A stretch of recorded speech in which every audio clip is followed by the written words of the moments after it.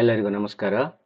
ಇವತ್ತಿನ ದಿನ ಧ್ಯಾನಕ್ಕೆ ಪೂರಕವಾಗಿರ್ತಕ್ಕಂಥ ಒಂದು ವಿಷಯವನ್ನ ನಾವು ಅಧ್ಯಯನ ಮಾಡೋಣ.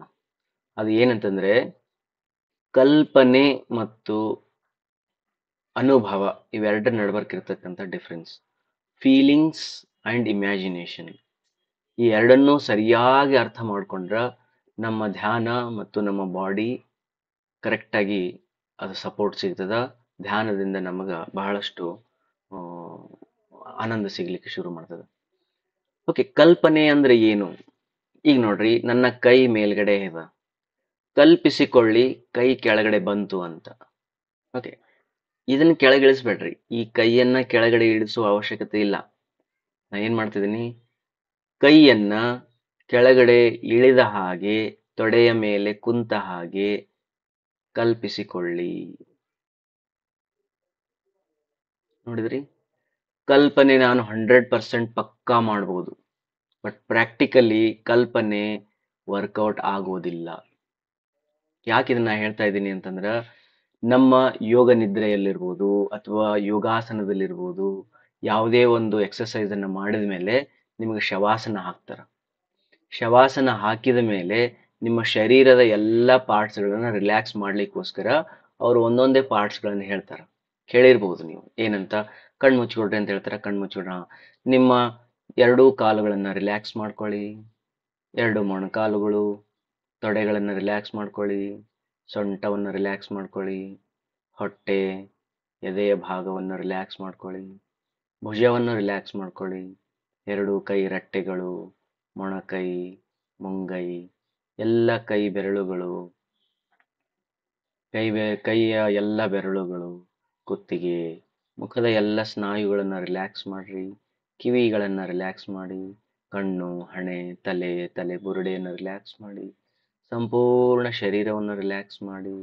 ಓಕೆ, ಇದನ್ನ ನಾನು ಹೇಳ್ತಿರ್ಬೇಕಾದಾಗ ನಿಮ್ಗೆ ಒಂದೊಂದು ಪಾರ್ಟ್ಸ್ಗಳನ್ನ ಹೇಳಿದ್ನಲ್ಲ, ಕಾಲುಗಳು, ತೊಡೆಗಳು, ಸೊಂಟ, ಹೊಟ್ಟೆ ಅಂತೇಳಿ ನಾನು ನಿಮ್ಗೆ ಒಂದೊಂದು ಪಾರ್ಟ್ಸ್ಗಳ ಹೆಸರುಗಳನ್ನು ಹೇಳಿದೆ.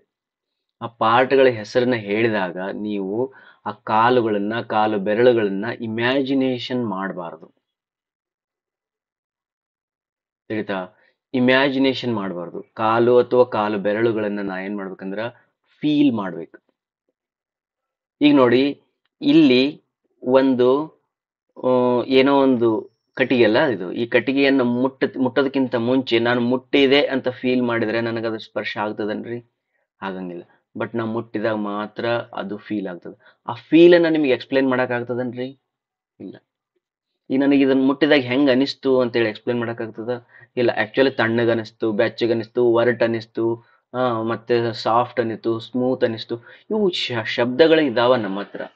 ಆ ಶಬ್ದಗಳಿಂದ ಬೇರೆದವರು ಅದನ್ನ ಅರ್ಥ ಮಾಡ್ಕೊಳ್ಬೋದು. ಬಹಳ ಸಾಫ್ಟ್ ಅದ ನೋಡ್ರಿ ಅನ್ಬೋದು, ಒರಟ್ ಅದ ನೋಡ್ರಿ ಅಂತ ಅನ್ಬೋದು, ಅಥವಾ ಮೆತ್ತಗದ ರೀ ಅಂತ ಹೇಳ್ಬೋದು, ತಂಪದ, ಬೆಚ್ಚಗದ ಅಂತ ಹೇಳ್ಬೋದು. ಈ ಶಬ್ದಗಳನ್ನ ನೀವು ಬೇರೆದವ್ರಿಗೆ ಯೂಸ್ ಮಾಡ್ತಾ ಇದ್ದೀರಿ. ಅವ್ರು ಅದನ್ನ ಇಮ್ಯಾಜಿನ್ ಮಾಡಬಹುದು. ನಿಮ್ಗೆ ಏನ್ ಅನ್ಸಿತು ಇದು ಸರ್ಫೇಸ್ ಅನ್ನೋದನ್ನ ಅವರು ಇಮ್ಯಾಜಿನ್ ಮಾಡ್ಬೋದು.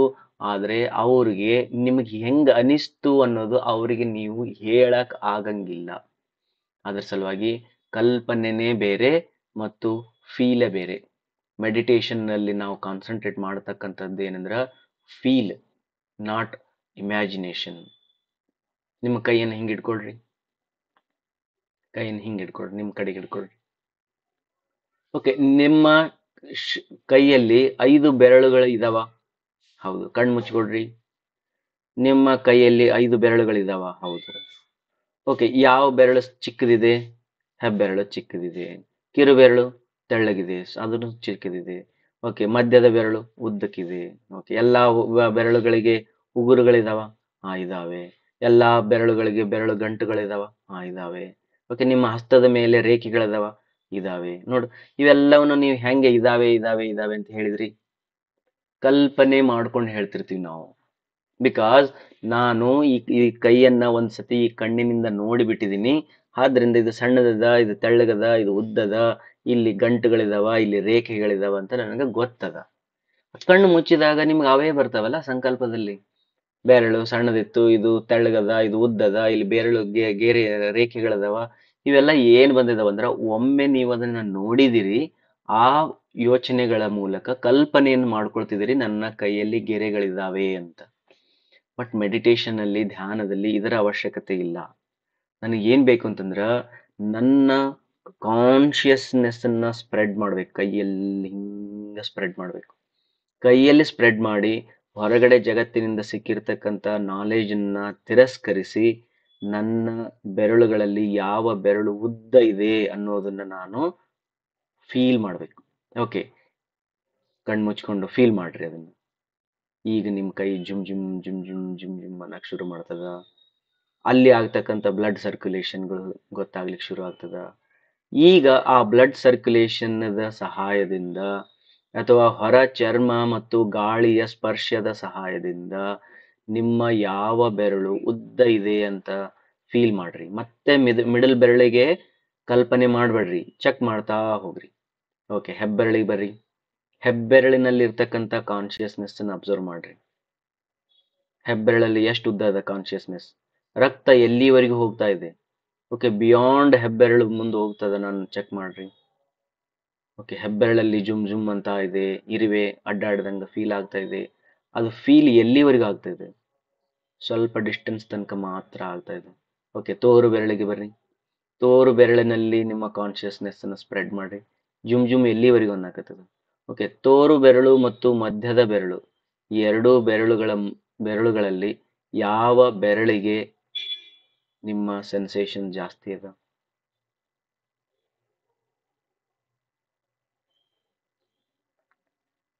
ಓಕೆನಾ? ಇದೇ ರೀತಿ ಈಗ ನಾನು ನಿಮ್ಗೆ ಕಮೆಂಟ್ಸ್ ಹೇಳ್ತಾ ಹೋಗ್ತೀನಿ. ಕೈ ಇಟ್ಕೊಂಡಾಗ ಇಲ್ಲಿ ನೋವು ಆಗುತ್ತೆ ಅನ್ನೋದಾದ್ರೆ ಕೈಯನ್ನು ಕೆಳಗಡೆ ಇಡ್ರಿ. ಕೆಳಗಡೆ ಇಟ್ಕೊಂಡು ನಾನು ಹೇಳ್ತಕ್ಕಂಥ ಕಮೆಂಟ್ಸ್ಗಳನ್ನ ಕೇಳ್ತಾ ಹೋಗ್ರಿ. ಓಕೆ, ನಾನೀಗ ಈ ಕೈಯನ್ನ ಅನುಭವ ಮಾಡ್ಬೇಕಾಗ್ಯದ. ಕೈಯನ್ನು ಏನ್ ಮಾಡ್ಬೇಕು? ಅನುಭವ ಮಾಡ್ಬೇಕಾಗ್ಯದ. ಇದನ್ನ ಕೇವಲ ಇಮ್ಯಾಜಿನೇಷನ್ ಮಾಡೋದಲ್ಲ. ಓಕೆನಾ? ಕೈ ಇಟ್ಕೊಳ್ರಿ, ಹಿಂಗಾದ್ರೂ ಇಟ್ಕೊಳ್ರಿ, ಹಿಂಗಾದ್ರೂ ಇಟ್ಕೊಳ್ರಿ, ಅಥವಾ ತೊಡಿ ಮೇಲಾದ್ರೂ ಇಟ್ಕೊಳ್ರಿ. ನಿಮ್ಗೆ ಹೆಂಗ್ ಬೇಕಾ ಹಂಗೆ ಇಟ್ಕೊಳ್ರಿ. ನನ್ನ ಕಮೆಂಟ್ರಿಯನ್ನ ಕಣ್ಣು ಮುಚ್ಕೊಂಡು ಕೇಳ್ತಾ ಹೋಗ್ರಿ. ನಿಮ್ಮ ಕಾನ್ಶಿಯಸ್ನೆಸ್ಸು ನಿಮ್ಮ ಹಸ್ತದ ಮೇಲಿರಲಿ. ಈಗ ನಿಮ್ಮ ಹಸ್ತ ಸ್ವಲ್ಪ ಜುಮ್ ಜುಮ್ ಅನ್ನೋದಾಗಿರ್ಬೋದು, ಇರುವೆ ಅಡ್ಡಾಡಿದ ಅನುಭವದಲ್ಲಿ, ಅಥವಾ ಹಸ್ತದ ಚರ್ಮ ಹೊರ ಗಾಳಿಯ ಜೊತೆಗೆ ಸ್ಪರ್ಶ. ಹಸ್ತದ ಚರ್ಮ ಹೊರ ಗಾಳಿಯ ಜೊತೆ ಆಗುವ ಸ್ಪರ್ಶ ಮತ್ತು ಹಸ್ತದ ಒಳಗಡೆ ಆಗುವ ರಕ್ತ ಪರಿಚಲನೆ, ಈ ಒಂದು ಆಧಾರವಾಗಿ ಇಟ್ಕೊಂಡು ನಿಮ್ಮ ತೋರು ಬೆರಳಿಗೆ ಬನ್ನಿ. ತೋರು ಬೆರಳಿನ ವೈಬ್ರೇಷನ್ಸ್ ನ ಚೆಕ್ ಮಾಡಿ, ಮತ್ತು ಮಧ್ಯದ ಬೆರಳು ಅದರದ್ದು ವೈಬ್ರೇಷನ್ಸ್, ಅದರ ಸೆನ್ಸೇಷನ್ಸ್, ಇವೆರಡರಲ್ಲಿ ಈಗ ನೀವು ಅನುಭವಕ್ಕೆ ಬರಲಿ, ತನ್ನಷ್ಟೇ ತಾನೇ ಅನುಭವಕ್ಕೆ ಬರಲಿ. ಯಾವುದೋ ಒಂದು ಬೆರಳು ಉದ್ದ ಇದೆ, ಒಂದು ಬೆರಳು ಸ್ವಲ್ಪ ಗಿಡ್ಡ ಇದೆ. ಯಾಕಂದ್ರೆ ಮಧ್ಯದ ಬೆರಳಿನಲ್ಲಿ ನನ್ನ ಕಾನ್ಶಿಯಸ್ನೆಸ್ ಜಾಸ್ತಿ ದೂರ ಹೋಗ್ತಾ ಇದೆ. ಓಕೆ, ಕಿರುಳು ಬೆರಳ ಹತ್ರ ಬನ್ನಿ. ಕಿರು ಬೆರಳ ಹತ್ರ ಬನ್ನಿ ಅಂದ ತಕ್ಷಣ ಕಾನ್ಶಿಯಸ್ನೆಸ್ ಫ್ಲೋ ಆಗ್ಬೇಕು, ಇಮ್ಯಾಜಿನೇಷನ್ ಬರಬಾರ್ದು.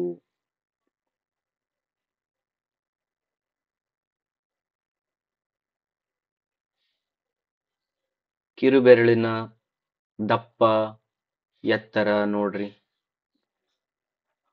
ಇಮ್ಯಾಜಿನ್ ಮಾಡಬೇಡ್ರಿ, ಕಲ್ಪನೆ ಬೇಡ, ಅನುಭವಿಸ್ರಿ. ನಿಮಗದು ಅನುಭವಕ್ಕೆ ಬರ್ತಾ ಇಲ್ಲ ಅಂದ್ರೆ ಅಲ್ಲೇ ಒಂದ್ ಸ್ವಲ್ಪ ಹೊತ್ತು ಇರಿ, ಕಿರುಬೆರಳಿನ ಹತ್ತಿರನೇ ಇರಿ, ಕಿರುಬೆರಳ ಹತ್ತಿರನೇ ಇರಿ. ಓಕೆ, ಸಂವೇದನೆಯನ್ನು ಕೂಡ ನೀವು ಕಲ್ಪನೆ ಮಾಡಬೇಡ್ರಿ. ವೈಬ್ರೇಷನ್ ಆಗ್ತದ, ಜುಮ್ ಜುಮ್ ಅಂತದ ಅನ್ನೋವಲ್ತು, ಜುಮ್ ಜುಮ್ ಅನ್ನೋವಲ್ತು, ಜುಮ್ ಜುಮ್ ಅನ್ನೋವಲ್ತು, ಬೇಡ. ಅದು ಏನಂತದಲ್ಲ ಅದೇ ಅನ್ಲಿ. ಇದು ಜುಮ್ ಜುಮರ್ ಅನ್ಲಿ, ಇರಿಬಿ ಕಚ್ಚಿದಂಗಾಗ್ಲಿ, ತುರಿಕೆ ಆಗ್ಲಿ, ತಣ್ಣಗಾಗ್ಲಿ, ಬೆಚ್ಚಗಾಗ್ಲಿ, ಏನಾಗ್ತದ ಅದಾಗ್ಲಿ, ಏನು ಎಕ್ಸ್ಪೆಕ್ಟೇಷನ್ ಬೇಡ. ಸುಮ್ಮನೆ ನೀವು ಅಲ್ಲಿ ನಿಂತ್ಕೊಳ್ರಿ, ನಿಮ್ಮ ಅಟೆನ್ಷನ್ ಅನ್ನ ಕಿರುಬೆರಳ ಹತ್ರ ಇಡಿ. ಈಗ ನಿಮ್ಮ ಅಟೆನ್ಷನ್ ಅನ್ನ ಉಗುರಿಗಳ ಮೇಲೆ ಇಡ್ರಿ. ಉಗುರುಗಳು. ಈಗ ನಿಮ್ಮ ಅಟೆನ್ಷನ್ ಅನ್ನ ಹಸ್ತದ ಮೇಲೆ ತಗೊಂಬರ್ರಿ.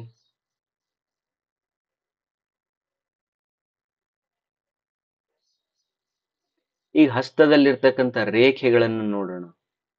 ಬಟ್ ಮತ್ತೆ ಕಲ್ಪನೆ ಮಾಡ್ಬೇಡ್ರಿ, ನನಗೆ ಗೊತ್ತದ ನೀವು ನೋಡಿದಿರಿ ಕಣ್ಣು ತೆಗೆದಾಗ ರೇಖೆಗಳನ್ನ, ಅಲ್ಲೇ ರೇಖೆ ಇರ್ಬೋದು ಅಂತ ಫೀಲ್ ಮಾಡಬೇಡಿ.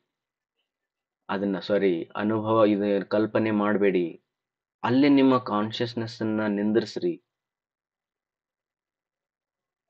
ಅಲ್ಲಿ ನಿಮ್ಮ ಕಾನ್ಶಿಯಸ್ನೆಸ್ಸೇ ನಿಮ್ಮ ಕೈಯಲ್ಲಿ ಆಗ್ತಕ್ಕಂಥ ಆ ಸಂವೇದನೆಯನ್ನ ಅರಿತುಕೊಂಡು ಗೆರೆಗಳ ಅಸ್ತಿತ್ವವನ್ನು ಹೇಳಲಿಕ್ಕೆ ಪ್ರಯತ್ನ ಪಡ್ಲಿ.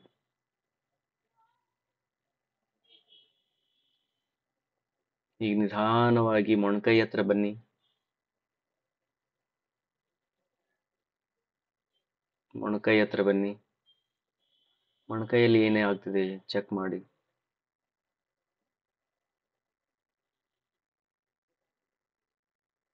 ತಿಳಿತಾ? ಇದಕ್ಕಂತಾರೆ ಕಲ್ಪನೆ ಮತ್ತು ಅನುಭವ, ಇವೆರಡರ ಮಧ್ಯೆ ಇರ್ತಕ್ಕಂಥ ಡಿಫ್ರೆನ್ಸ್. ಕಲ್ಪನೆ ಏನ್ರಿ, ಆರಾಮಾಗಿ ಮಾಡ್ಬೋದು, ಮೇಲೆ ಕೆಳಗೆ ನಮ್ಗೆ ಗೊತ್ತದ. ಕೈಯನ್ನ ಮೇಲೆತ್ತಿ ಅಂತಂದ್ರೆ ಮೇಲೆ ಅಂದ್ರೆ ನಿಮ್ಗೆ ಗೊತ್ತದ, ಕೆಳಗಂದ್ರೆ ಗೊತ್ತದ. ಬಟ್ ಅನುಭವ ಬೇರೆ, ಕಲ್ಪನೆ ಬೇರೆ. ಧ್ಯಾನದಲ್ಲಿ ನಮಗೆ ಅನುಭವದ ಅವಶ್ಯಕತೆ ಇದೆ. ಪ್ರತಿಯೊಂದು ಶರೀರವನ್ನ ನಾವು ಏನ್ ಮಾಡ್ಬೇಕು, ಅನುಭವಿಸಬೇಕು. ರೈಟ್? ಇದು ಮಾಡ್ತೀರಿ. ಇನ್ನು ಕೆಲವು ದಿನಗಳವರೆಗೆ ಪ್ರಾಕ್ಟೀಸ್ ಮಾಡಿ. ಇದರ ನೆಕ್ಸ್ಟ್ ವಿಡಿಯೋದಲ್ಲಿನೂ ಕೂಡ ನಾನೇ ಸ್ವಲ್ಪ ಕಮೆಂಟ್ರಿಗಳನ್ನ ಹೇಳಿ ನಿಮಗ ಶರೀರದ ಅನುಭವ ಹೆಂಗ ಅಂತೇಳಿ ಹೇಳ್ಕೊಡ್ತೀನಿ. ಧನ್ಯವಾದಗಳು.